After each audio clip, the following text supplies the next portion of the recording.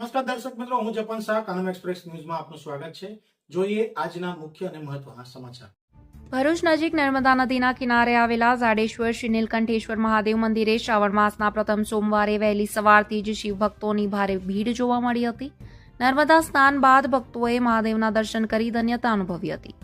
શ્રાવણ માસ દરમિયાન નીલકંઠેશ્વર મહાદેવને દરરોજ વિશેષ શણગાર કરવામાં આવે છે. આ અલૌકિક શણગારના દર્શન કરવા તેમજ તેને પોતાના મોબાઈલમાં કેદ કરવા માટે મોટી સંખ્યામાં ભક્તો મંદિરે ઉમટી પડ્યા હતા. માત્ર ભરૂચ જ નહીં પરંતુ અન્ય રાજ્યોમાંથી પણ શ્રદ્ધાળુઓ અહીં દર્શન માટે પહોંચે છે. નર્મદા કિનારે આવેલું આ મંદિર વર્ષોથી શિવભક્તો અને નર્મદા પરિક્રમા વાસીઓ માટે આસ્થાનું મહત્વ કેન્દ્ર બન્યું છે.